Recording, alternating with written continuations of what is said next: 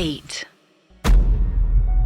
राहुल, जब हनुमान जी की बात होती है तो श्री राम जी को तो कह सकते हैं कि हमेशा उनका उच्चारण होते रहना चाहिए। हनुमान श्री राम, क्योंकि वो स्वयं श्री राम नाम लेते रहते थे हमेशा। लेकिन एक बहुत ही इंटरेस्टिंग सिनेरियो था कि इन दोनों का जो मिलन हुआ राहुल, हनुमान और राम जी का, ये हुआ ऋष्यमुख पर्वत पर, ऐसा कहते हैं। और जब इनका मिलन हुआ तो एक मत के अनुसार ऐसा भी है कि जितने भी पंछी थे, जितने भी कह सकते हैं स्वयं वायु जो थी, वो रुक कर देखने लगी थी इस मिलन को।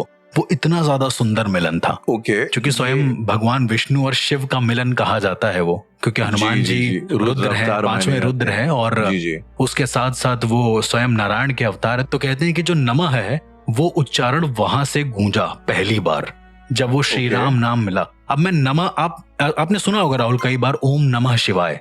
जी बिल्कुल। उसमें नमः का मतलब क्या है? नमन करना? नहीं, मेरे हिसाब से उसमें नमः का मतलब है, ना का मतलब नारायण, माँ का मतलब महादेव, और आहा का मतलब जो ब्रह्म है वो। तो कहा जाता है जब हम बोलते हैं ना ओम नमः शिवाय, तो हम त्रिदेवों के साथ साथ उस एक परम तत्व को भी पूजते हैं। तो कह सकते हैं नमः शब्द का उच्चारण सबसे पहले ऋष्यमुख पर्वत पर हुआ था। और ये बड़ी ही इंटरेस्टिंग कहानी है एक हनुमान जी को लेकर कि जब वो उनसे मिले तो कहते हैं कि हनुमान जी रोने लगे थे राम जी से मिलकर।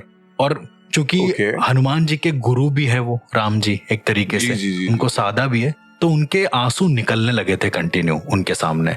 ये एक जो गुरु शिष्य का जो एक बॉन्ड है, शायद ये भी दर्शाता है कहीं ना कहीं। ये अर्श, क्या ये जो मीटिंग थी श्री राम की हनुमान जी के साथ, तो ये उनकी पहली मीटिंग थी लाइफ की? जी, ये पहली मीटिंग थी लाइफ। बाल्यकाल में इनकी कभी कोई मीटिंग नहीं हुई? नहीं, अब कई मत के अनुसार ऐसा कहा जाता है कि बाल्यकाल में ऐसा कुछ हुआ है। खैर मैं उसके बारे में ज्यादा नहीं जानता नहीं हूँ, तो मैं शायद कह नहीं पाऊंगा, लेकिन कुछ तो ऐसा हुआ था जिसकी वजह से हनुमान जी को इंतजार करना पड़ा था, या फिर उन्हें सूर्यदेव ने कहा था कि तुम्हारा जो परम गुरु है वो तुमको इस अवस्था के बाद इस जगह पर मिलेंगे। मे बी, बिकॉज अब मैं 90s में एक सीरियल आया करता था जय हनुमान, मुझे बहुत पसंद था। तो उसमें एक जब बाल्यकाल के एपिसोड चल रहे थे जो मुझे सबसे ज्यादा फन लगते थे, उसमें एक एपिसोड दिखाया गया था कि भाई श्री राम जो है अपनी वाटिका में बैठे थे, खेल वेल रहे थे, तब जो है वहां पे हनुमान जी आते हैं किसी वेश में, और पहली बार उन्हें लाइक राम जी को लेके वो मन में जागता है कि भाई देखते हैं वो श्री राम को ये कौन है, और इनके लिए तो मतलब कुछ करना बनता है। जी,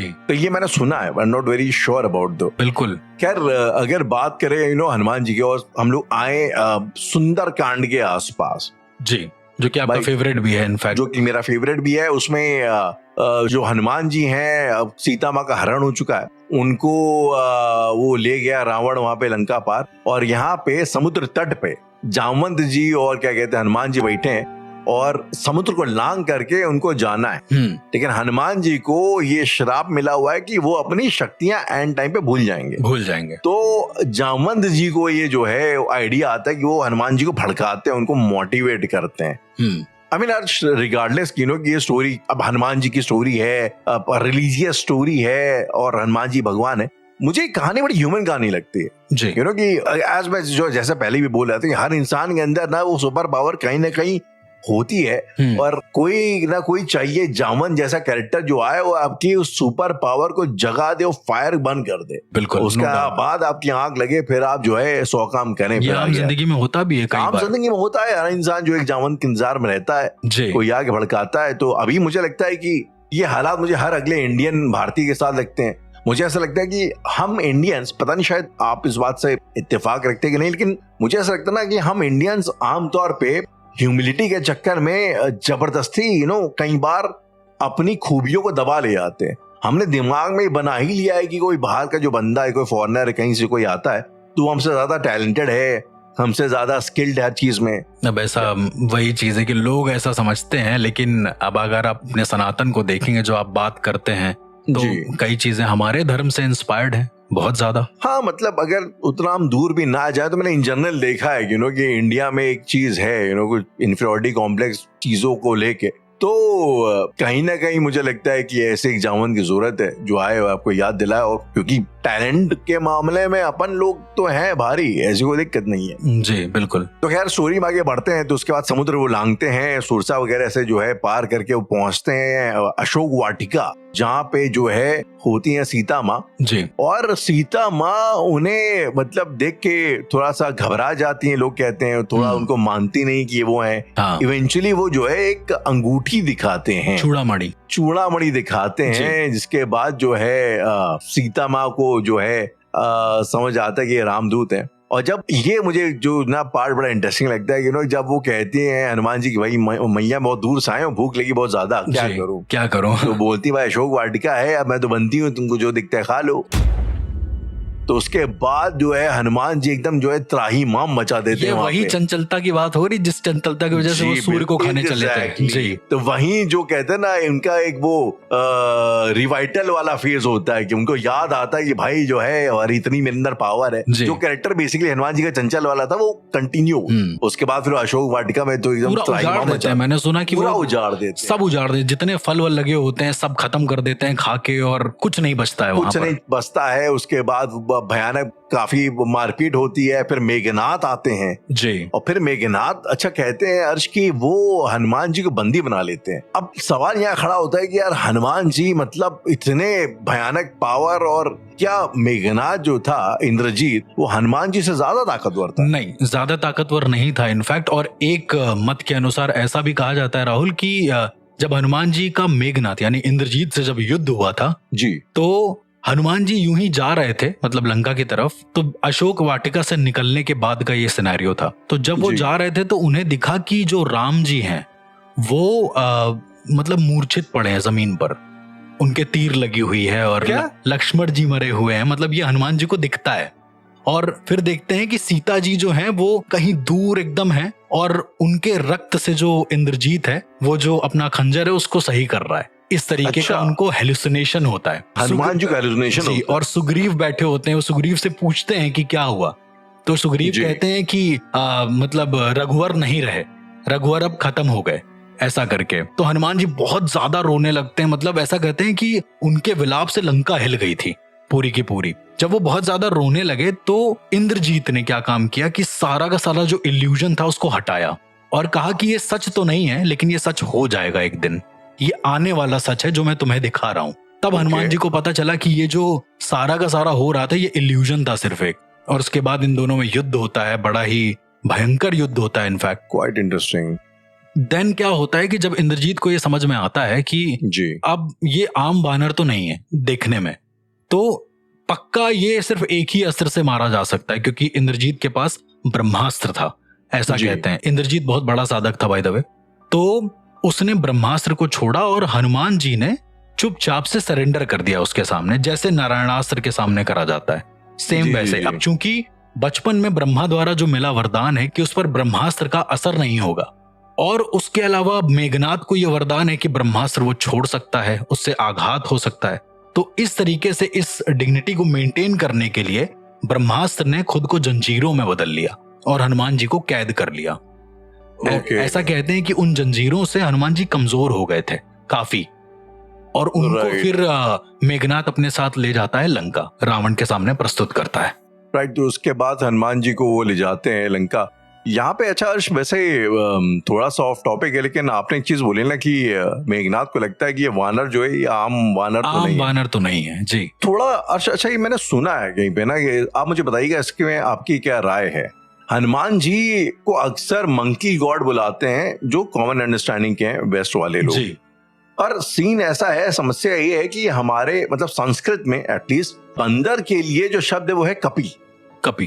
तो हनुमान जी को कपि मुख बोला जाता है, लेकिन श्रेणी उनकी वानर की, योनि उनकी वानर की है। ओके। तो वानर क्या होते हैं, मतलब आपको क्या लगता है ये वानर बंदर होता है? क्योंकि मैंने कहीं पे ऐसा सुना है कि कुछ लोगों का ये मत है कि एक जो प्रजाति है ना ह्यूमनॉइड्स की, निएंडरथल जिनको बोला जाता है, क्योंकि ह्यूमन एवोल्यूशन में होमोसेपियंस जो हम लोग हैं उससे एक लेवल नीचे थे एवोल्यूशन की स्केल में, वो थे निएंडरथल्स। जो पूरी तरीके से इंसान ही, तो उनकी पूंछ ऊंच पूरी तरीके से नहीं बन पाए, पूरे तरीके से भी वो होमोसेपियन नहीं बने थे, ठीक है, तो उनकी पूंछ ऊंच थी वहां पे। तो वानर आमतौर पे उस प्रजाति को बोला जाता है। ओके, तो इसके बारे में आपकी क्या सोच है? क्या आपको लगता है कि ऐसा कुछ है या वो बंदर ही थे? मतलब मुझे तो ऐसा लगता है कि वो वानर ही थे। अब देखिए, वानर बंदर ये बहुत अलग अलग कॉन्सेप्ट है। कुछ लोग कहते हैं वानर अलग हैं, बंदर अलग हैं। जी, मुझे तो इनफैक्ट ये भी सुनने को मिला है, जो हिमालय पर जो हिम मानव रहते हैं वो हनुमान जी के वंशज है। यति, वो हनुमान जी के वंशज हैं, कि वो इतने बड़े होते हैं, इतने तेज होते हैं। इनफैक्ट एक बार की बात है, मैं वहां पर गया था तोश में, तो वहां पर मैंने कुछ वहां के लोकलाइट से पूछा, तो वो लोग कहते हैं कि जो हिम मानव होते हैं, अगर आपके सामने से गुजर गए तो आपका हार्ट रुक जाएगा अचानक से उनको देखने के बाद। वो इतने ज्यादा भयानक और बड़े होते हैं और नुकसान नहीं करते, उनको देखने के बाद मर जाता है इंसान, सीधा ऐसे ही मर जाता है, ऐसे ही मर जाता है। तो वो लोग ये बताते थे कि शायद ये महाबली हनुमान के वंशजों में आते हैं, महामानव इनको बोलते हैं, महाहिम मानव बोलते हैं। तो शायद कहीं ना कहीं ये कॉन्फ्लिक्ट रहेगा कि वो बंदर थे, कपी थे, या फिर एकदम ही सर्वोच्चतम थे उन सब में से। लेकिन जब बात जिक्र आता है ऐसा, तो आप अगर, मैं आज से करीब 10-15 साल पहले की बात है राहुल जी, मैं कानपुर से जा रहा था कोलकाता, ठीक है, तो वहां पर मैंने क्या देखा कि बीच में, अच्छा ट्रेन ना बीच में से होके जाती है तो अयोध्या पड़ता है बीच में, तो अयोध्या में मैं क्या देखता हूँ, जब ट्रेन रुकती है तो मैं क्या देखता हूँ कि बहुत सारे बंदर इकट्ठा हैं चारों तरफ, हर जगह बंदर ही बंदर है। पहले के टाइम पे ऐसा होता था, यदि कोई अयोध्या स्टेशन गया होगा तो उसको पता है कि बंदर ना बहुत उत्पात मचाए थे, चारों तरफ बंदर थे। जी। तो ये कहीं ना कहीं मुझे मैजिकल लगता है, बंदरों का प्रेजेंस होना अचानक से हनुमान जी के मंदिर के आसपास। और एक तो देखा हनुमान जी का मंदिर बना, उस पे ऊपर बैठा है मस्त, वो सो रहा है, एक बंदर नीचे बैठा हुआ है। तो कुछ तो एसोसिएशन होगा राहुल बंदरों का हनुमान जी से। पॉसिबली एसोसिएशन हो सकता है, लेकिन एकदम से वो लाइक सेम ही प्रजाति हो, आई मीन पता नहीं। मैं नियांदरथल वाली थ्योरी पे ज्यादा यकीन करता हूँ जी, तो पॉसिबली ये एक रीजन है। बहरहाल स्टोरी में आगे बढ़ते हैं, तो फिर भाई वही चीज होती है कि उनकी पूंछ में आग लगाई जाती है और वहां से छिटक करके हनुमान जी जाते हैं, उसके बाद पूरी लंका में आग लगा देते हैं, सब जगह आग लगा देते हैं, सब जगह आग लगा देते हैं। लेकिन अगेन राहुल, यहाँ पर एक और सिनेरियो, हनुमान जी पहले आग नहीं लगाते हैं। जब उनकी पूंछ में आग लगती है तो वो कोशिश करते हैं आग लगाने की, लेकिन कुछ होता नहीं, क्योंकि सोने पर जब आग लगाओगे तो सोना और खिलता है, ऐसा कहते हैं।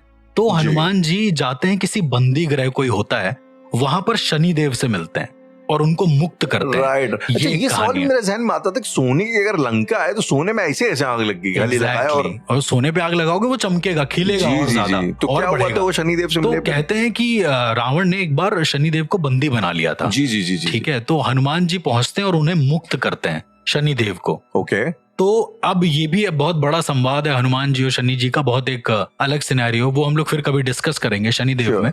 शनिदेव से वो ये कहते हैं कि देखिए मेरे पूंछ में तो आग लग गई है, लेकिन मैं जितनी बार लंका में आग लगा रहा हूं वो उतना ज्यादा खिल रही है जी। तो हनुमान जी कहते हैं आप कुछ ऐसा करें कि मैं जितनी बार आग लगाऊं लंका उतनी ही बर्बाद दिखे। तब शनिदेव अपनी वक्र दृष्टि डालते हैं और कहते हैं कि जितनी बार हनुमान जी जहां जहां लंका में आग लगाते हैं उतनी दृष्टि काली हो जाती है, उतनी जगह काली हो जाती है शनिदेव की दृष्टि के कारण, और तब जाकर लंका बर्बाद नजर आती है एक तरीके से पूरी की पूरी। तो ये एक बहुत इंटरेस्टिंग कैच था इसके अंदर, जो लोग ये सोचते हैं कि आग लग गई तो हिली क्यों नहीं और काली क्यों हो गई। ये सवाल मेरे कॉन्शियस दिमाग में नहीं था, लेकिन मुझे लगता था यार कि बड़ा आसान है, सोने में ऐसे आग लगा दी थी, कैसे पॉसिबल है। ऐसा भी नहीं कि उनको पहले पेट्रोल डालने कुछ और डालने का टाइम मिला होगा तो उसके बाद किया होगा ऐसा। अच्छा, बहरहाल फिर ये होता है, उसके बाद फिर वो अब क्या, अच्छा एक स्टोरी यहाँ पे एक और है, कहते हैं कि जब वो हनुमान जी बीच में शायद ब्रेक लेने के लिए कहीं रुकते हैं और उनके पसीने की एक बूंद जो है सागर में गिरती है और वो बूंद जाती किसी मछली के पेट पे, और उस मछली के पेट से जो है वानर और मछली का एक मिला जुला के एक बच्चा पैदा होता है जिसका नाम इवेंचुअली पड़ता है मकरध्वज।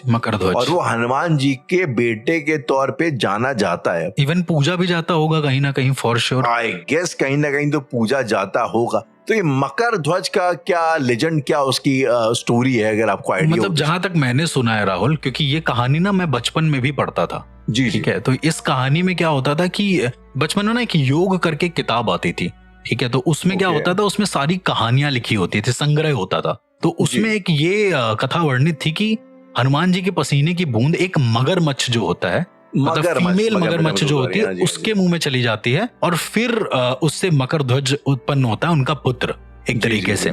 इवन कहीं कहीं पर हनुमान और मकर ध्वज का संवाद भी मौजूद है। मकर ध्वज कहते हैं कि मैं आपका ही पुत्र हूँ, और हनुमान जी कहते हैं मैं तो आजीवन ब्रह्मचारी हूँ, मेरा पुत्र कैसे हो सकते हो तुम।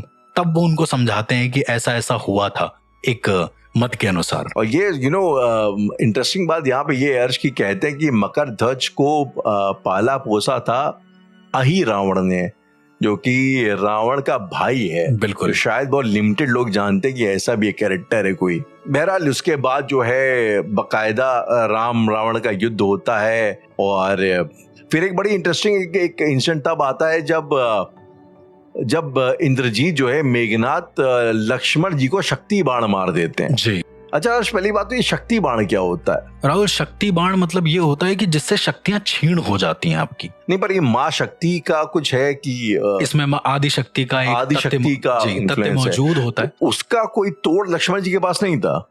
बात यह है कि शक्ति के सामने तो सब सर झुकाते हैं राहुल, ऐसा है। और शक्ति, जब पराशक्ति जिस चीज में मौजूद होती है, कहते हैं कि सिर्फ 3 ही ऐसे अस्त्र हैं जिसके अंदर पराशक्ति मौजूद है। जैसे जो मैंने आपको महाअस्त्र बताए, नारायणास्त्र, पशुपतास्त्र और ब्रह्मास्त्र। इसके अलावा जो शक्ति बाण था उसके अंदर भी आदि पराशक्ति का तत्व मौजूद था, जो इंद्रजीत के पास था। मैं आपको बोल रहा हूँ, Indrajit is a very different character in the whole Ramayana. Definitely इसके ऊपर तो बात करना बनता है। सोचो, जो लक्ष्मण जी को मूर्छित कर दे साक्षात शेषनाग को मूर्छित कर दे, तो वो एक अलग ही इंटरेस्टिंग टॉपिक है। तो उसका तो था, मतलब रेलेवेंस भी है बहुत ज्यादा कि शक्ति बाण जो है वो सिर्फ और सिर्फ इंद्रजीत के पास था और किसी के पास नहीं था। और किसी के पास नहीं था अभी तक तो खैर मैंने नहीं सुना, यदि होगा तो हो सकता है। अच्छा, यहाँ पे इंटरेस्टिंग बात ये अर्श की, जब उनको लगता है शक्ति बाण, और फिर कोई वैद्य बोलते हैं कि भाई इनको संजीवनी बूटी चाहिए, तो हनुमान जी जाते हैं और उसको हिमालय से उस पहाड़ को उठा के लाते हैं जिसमें संजीवनी बूटी होती है।